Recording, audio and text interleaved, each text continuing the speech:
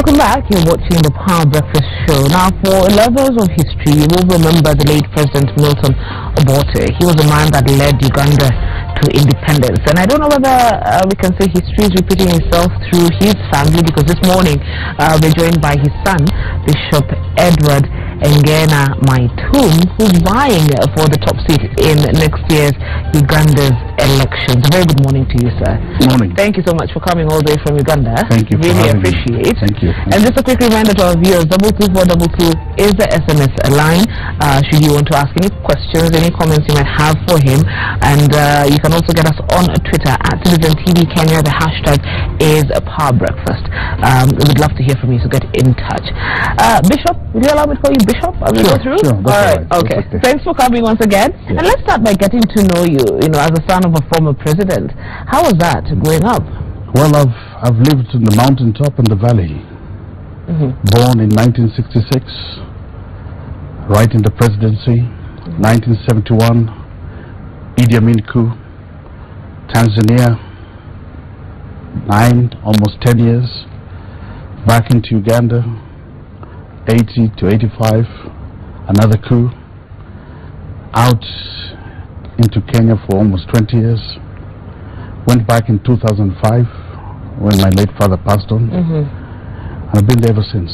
How was it growing up in a household where the man of the house, the head of the house, was at one point a president, one point a strong political leader, a man who was up there? How was it growing up in such a homestead?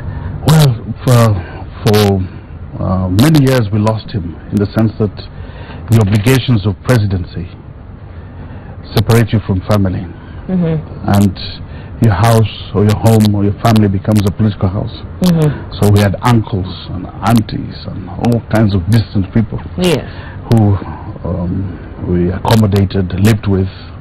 So the house is quite busy, and of course the political home is teas boiled from morning to evening. Meetings don't stop. You live in it. Must have been a bit hectic. Very hectic. Must have been a bit crazy. Very, very, very. As you're trying to grow up and trying to look for your father, and also trying to understand that he's this leader of the great people of Uganda, and then come so many years later, and Bishop wants to vie for presidency. I mean, you want to go through that cycle again? Well, look at it this way: our inheritance is political. All my life is political. In as much as you'd like to detach yourself, it is my life. I don't have a choice. So the apple doesn't fall too far from the tree? No. But more so, I'm a shepherd. Okay. And I shepherd people. Well, we'll get into that. We'll get into your reasons as to why, you want to get into this murky world of politics. But I'd want to know what you think about what has been happening in Uganda, in the recent past. Last week we saw former Prime Minister Amama Mbabazi arrested. Opposition leader Kizza Besigye was also arrested. They were later released, and I'd like to know what's your take on that, and more on what it says about President Museveni's leadership style. Well, you need to appreciate we're in an electoral season, and there are lots of tensions. Obviously, the police have a responsibility to keep law and order. There is the Public Management Act, which is being used to restrict political activity. And of course, the political actors are now in the field, mobilizing. And so we have tensions of the incumbents and the possible aspirants meeting head on. And of course, the egos and the different viewpoints are manifesting in the public. But my personal view is our constitution allows the liberty of opinion, liberty of views, and this is the season for it. So I'm of the opinion that let everybody play. Let everyone play. Let everybody play. It's an open play field. It should be. It should be. But of course, the incumbent has the advantage. And every so often. How do you plan, to fight that? Because, like you said, the incumbent has the advantage, has been there for a very long time. You're coming in, first entry. I mean, what's your plan? I believe that Uganda is ready for change. We're at crossroads. We have an incumbent who came in on a ticket called a fundamental change. But it's 30 years on. It hasn't cooked. It's not cooking. It won't cook. They could say, give us another 5 years. Now is when, you know, the soup is boiling. That's the and choice. then we'll serve it in 5 years. The choice is, once the recipe is wrong, whether you add more firewood or more time, it won't cook. It can't cook. And the choice for the Ugandan people now is to make a distinction. This is the time, this is the place to make that choice. What would you say then is lacking in Uganda in terms of democracy? Well, like most African countries, we're growing democracies. We have challenges in ideology. Like you find like there's not much difference in ideological beliefs. Parties are not necessarily based on ideologies, but based on personalities or ethnic interests or international interests. And so as the countries grow, I believe we're nurturing. Political parties will be nurtured in time. But the biggest, of course, challenge is we don't have real parties which represent specific interests. Well, they represent their own interests. Of course, but in terms of ideologies, not really. Not really. Not really. Do you think your age is an advantage or a disadvantage? I think I'm an advantage. I'm born after the independence, and this is our time. But then there are those of us who believe, you know, the older you are, the wiser you are. And I'll bring in what's going on in Burundi. Seeing Nkurunziza trying to bid for a third term.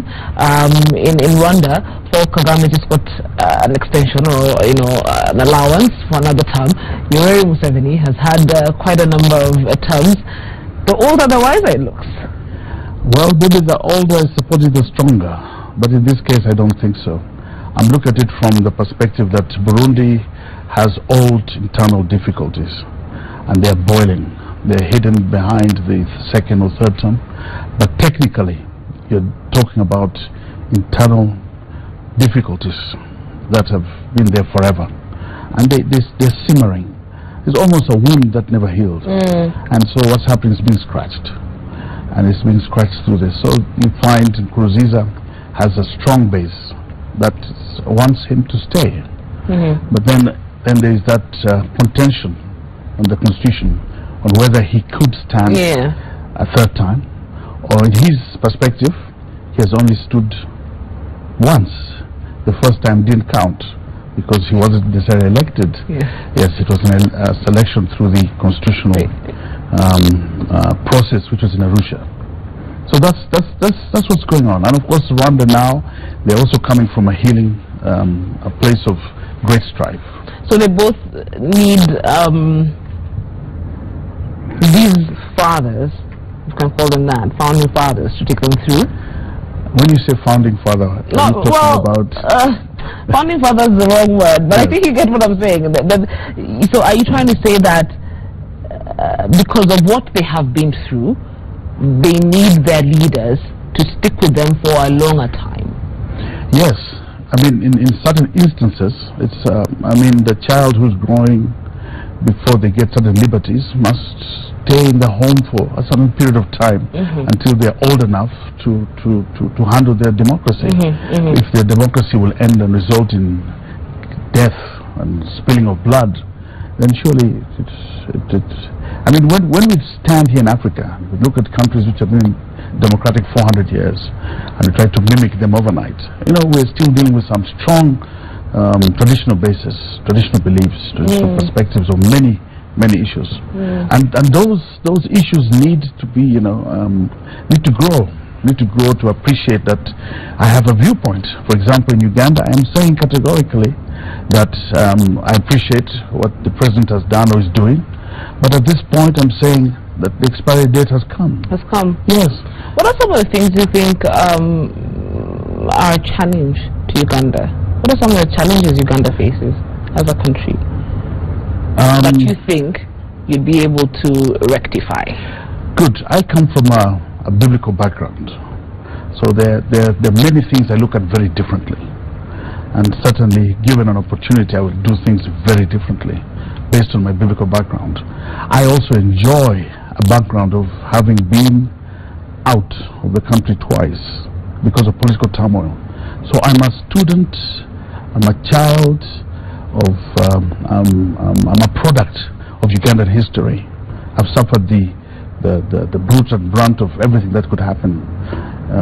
Running to exile twice is something you wouldn't wish to anybody. You wake up in the morning and you've lost your identity. Being a refugee and trying to rebuild your life is a challenge. So I come from that background where reconciliation is necessary, healing is of great importance. I've also been a shepherd. As a church leader, we don't choose our congregation, and they come from everywhere, and they don't come in good condition. They come lame, they come deaf, they come blind, they come broken, they come depressed, hopeless, and those are the people we're called to shepherd. Now bring these qualities together. I believe I'm the candidate for this hour, because Uganda has wounds which needs to be healed. For example, and I'd want you to give us examples, because then we'll be able to remember Bishop, because he said he wants to do A, B, C, D, F, G. Okay. So I'd want an example. Let me speak about corruption. You can make laws. You can try to police it. But some of these things are also spiritual at the same time. So application also changes. Everybody's fighting for corruption all across the region. The laws are there, the judiciary is there, they're arresting people, but the institution is growing. It's growing. Countries are suffering out of corruption. And scripturally, if I borrow from the Bible, it says, when the Lord is not in the city, the watchman watches in vain, and the laborers labor in vain. There are spiritual dimensions to many of these things, and I believe they can be bridged. More so that the Bible is entirely governance. It talks about ruling and reigning and governance and how to lead a people. So you're coming from a very spiritual background, and, yes, and that forms the basis of your campaign, difference, if you can call it that. Yes. With a strong political background, yes, my father's been president twice. Yes, I understand the politics of Uganda. I'm just wondering, yes, how are you going to deal with the other religions? Because there are those who would wake up and say, Bishop is coming here with Christianity and trying to impose Christianity on us. Not necessarily. Uganda. There are those who would think like that, sir. Uganda is a secular state. We have a constitution. Unless the constitution said otherwise, we live by the rule of law. We'll uphold our constitution, the freedom of worship. I'm just saying that I have many hats. Yes. And these hats are of great necessity at this hour. Okay. Bring them on board. I am the candidate for the hour. You're the candidate for the hour. How would you compare Uganda to the rest of the Eastern African countries? How is it doing? Are you where you're supposed to be as a country, or do you see potential, or are you far ahead and we all have to play catch up? Where are you?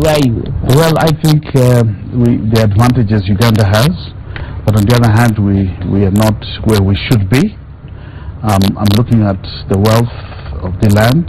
Mother Uganda is very rich, and the potential has not fully been visited, and I believe strongly the natural resource in terms of people has not been cultivated to a place that it can bring expression and join other nations and the neighbors. So in relative to the neighbors, we could do far better. I know the UN made reports way back. Uganda as a nation can feed the whole of Africa. We have the gift of the land, but you travel in places the land is totally not utilized. And then yet there are young people who have no jobs. That's what I was going to ask you next. What's your agenda for the young people? To give them expression. To give them.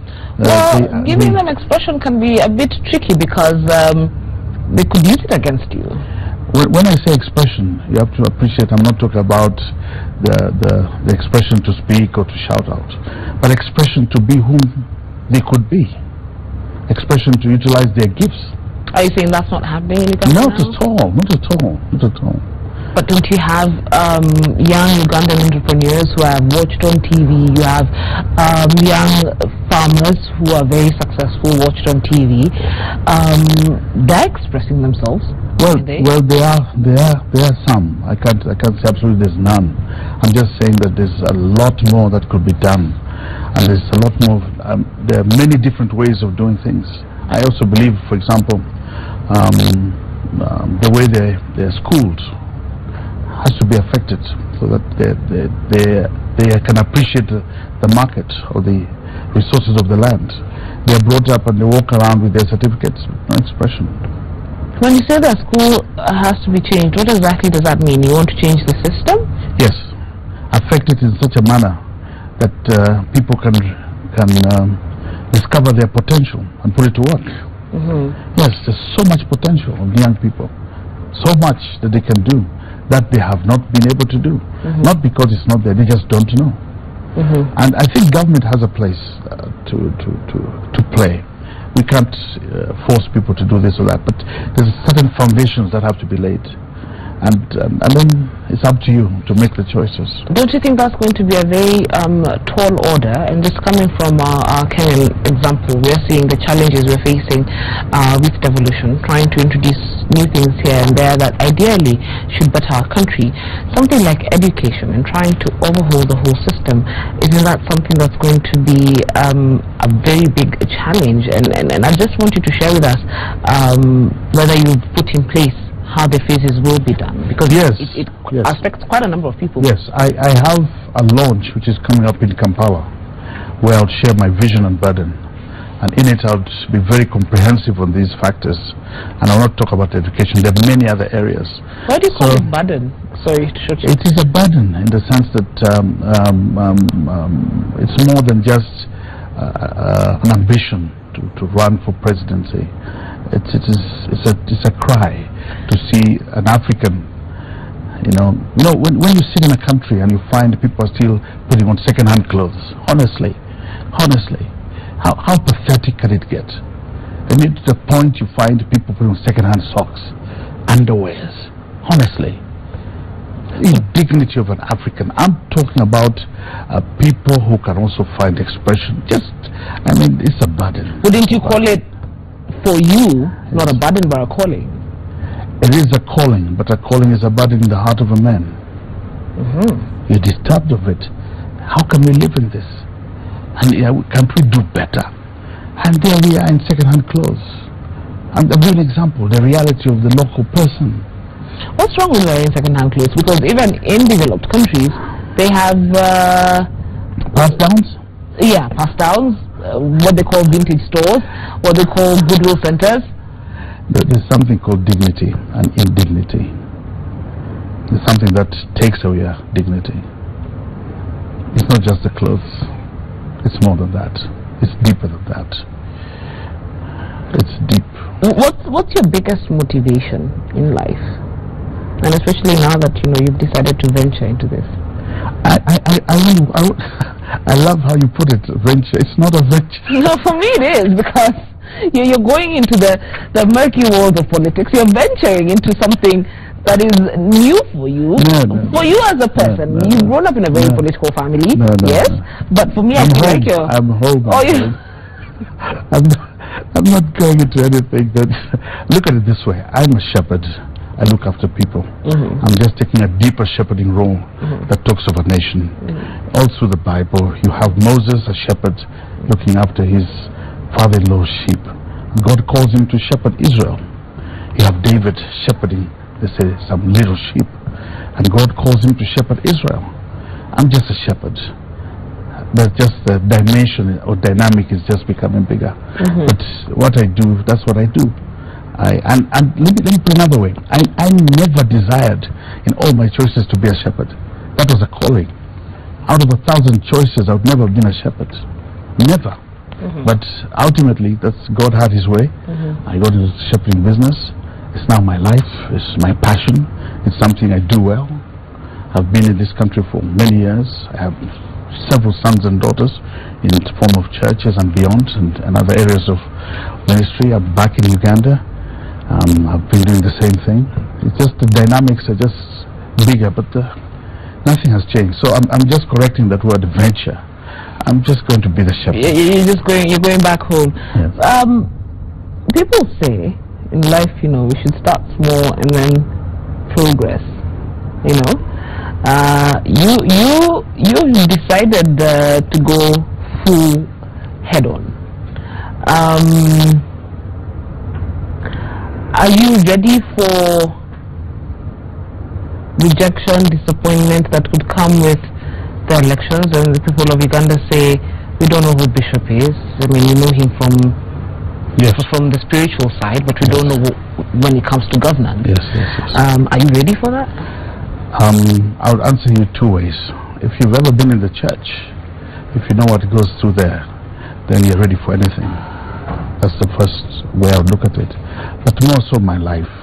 My life is full of scars which I've healed, that can also be used to heal others. I'm ready for everything. I mean, what else can happen? That has not happened. If it doesn't work out, then do you see yourself getting strongly involved with the opposition?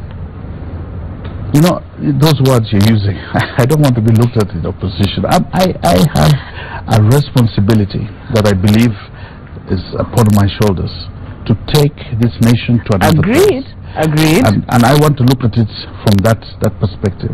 Because when you just bunch and say opposition, what are we opposing? Opposing what is there that is not being done right? No, I want to look at it this way, because I believe the recipe is wrong, as it is, and I have a very different recipe, which I'd like to share with my fellow countrymen. A recipe that I believe would prosper them, empower them, give them a better future. Okay. Yeah. Let's go back in time. Your father's rule was marred by repression and the torture of political opponents. Do you think times have changed? Uganda has got a lot of controversies, and the narratives are many. And I wouldn't want to come here to necessarily defend or to try and correct a picture. We have moved. We've made a journey, and I think we all come to a realization that fighting is not a solution. I believe we've come to that because, for example, the current government came on that understanding that elections were rigged, and therefore they were fighting to correct that. It is 30 years today, and we're still talking of electoral malpractice. The electoral law is still under question. The electoral practice is still question. So we wonder, 30 years ago we went to fight to correct it. 30 years later we're talking of exactly the same thing. It's a full circle. You wonder, why did you fight in the first place? It has cost blood, people have died, and so there's been a historical background of pain. But I think we are coming to this place to understand that war won't resolve it. Fighting is not a solution. We need to have a competition of ideas, and that's what the election is supposed to do. I come in and I tell you this is what I believe, or this is what I believe should happen, and give the Ugandans a chance to make their choice.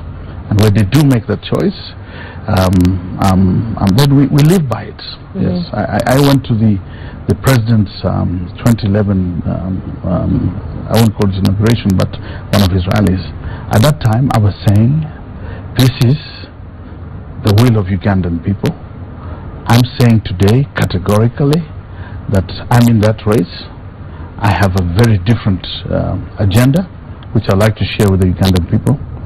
And I want them to have a chance, a choice. That's what it's all about. Okay. Yes, yeah. Whether they reject me or accept it, that's a story for another day. Yes. Yeah. Good morning. My name is Joseph Wanambisi. There's a text. I'm just asking Bishop. His brother Junior Engena just contested and won the party president on UPC ticket, which is the oldest party in Uganda. Why can't he leave his brother to vie? Step down for his biological brother, since he was elected by the party constitution? Well, for starters, I need to say probably 2-3 things. First and foremost, the family. We come from the Uganda People's Congress. That's where our father was, and that's the legacy of our father. of which my brother has been participating. I have not been participating in that party. I believe in continuity. The God of Abraham, Isaac, and Jacob. We climb the shoulders and go further. Our father has done well. We want to do better. So I'm standing on his shoulders to take it a step further. So there's no real conflict. He's not even standing, I mean, at least to the best of my knowledge, he was not standing for presidency. He tended to go back to his member of parliament position. And the Uganda People's Congress exists. It had its season. It did great things for the Republic of Uganda. But I am of the opinion that we need to go further, and the platform must bring in more people on board. And therefore, I wouldn't be standing on Uganda People's Congress. But you just said it was your father's party that did amazing things, and you'd want to, continue. So why would you want to be part and parcel of something so great that your father started years ago, to ensure that it lives through and ensure, brings out the best of the Ugandan people? Yes, I don't believe there's a contradiction in this point. What he did is cemented. Nobody can change that. I have problem with the party. There are obstacles in that party, hurdles, which I believe which you don't think you can resolve. No. You'd rather do it from outside. No, yes, absolutely. Absolutely. Even as we speak now, for example, the party looks like a party predominantly just in the north, not a national party anymore. It has 10 members of parliament from one region. Don't you see the need? I would like to look at it nationally. I see Uganda in a very different light. Yes, nationally, but don't you see the need to, like you said, you're a shepherd, bring people together? That is exactly in that why. Party. That's exactly what I'm saying. That the party or the platform is of great importance of what we tend to do now. Even if we're going to bring everybody on board and go to where we need to go to, it is of essence to appreciate the historical context, where we are as a country, where we intend to go. Yes. And my final question for you this morning is, what does your family have to say about this? Well, it's a political family. We all have our opinions. For example, if you see my name, have you seen my name is Engena Maitum. My older brother is called Akaki. The one who follows me is called Akena. The youngest one is called Obote. We have our destinies. We're like rivers, big rivers flowing, full of life. Are you supporting each other? Yes, I mean, there's no contradiction. That's my point. Yes. Okay. We may differ on approach, but not necessarily. There's no contradiction. If Aneka stood up today and said he wants to become president of Uganda, he's fine. Aneka, your brother. Akena. Sorry, Akena. Well, now that's the challenge. You see, the constitution doesn't stop it. What happens next? We'll run the race. Everybody run your race. Bishop, thank you so much for joining us this morning. It's been a pleasure hosting you. And we can only wish you the best. When did you say you're launching your campaign? In a fortnight. In a fortnight. There'll be a wedding. A big wedding in Uganda coming in 2016. There are several, they call them flower girls, hoping, wishing, desiring. One day they could be married. Equally, there are matrons who have been married before or are still in the marriage. But the girl for that moment is the bride of honor. And I am saying to Uganda 2016 that is the place that I'm going for. I'm of age to bear fruit, to build, and to bring a prosperous nation that may contribute to the nations of this world, to heal, to reconcile, and to bring expression to young people in 2016. All right, then. Thank you so much. Before I go, there's someone here I have to say.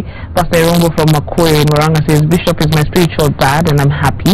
Press forward. So that's a message of congratulations. And just before we go, sorry, I know I said time is up, but someone has brought up something I'd forgotten. Since you want to vie for presidency in Uganda, what are you going to do about the issue, the Migingo land issue? That's Joe Odunde in Lakisama. It's a valid question. What are you going to do about it? Well, we need to look at the historical aspects and the research which has been done. I'm sure we are neighbors and brothers. It's not too big an issue to resolve. Very diplomatic answer. Yes. Very diplomatic. Yes. Thank you so much for joining us this morning. Thank you for having me. All right, you're watching the Power Breakfast Show. Don't go too far. Thank you so much for coming, sir. Really, really appreciate it.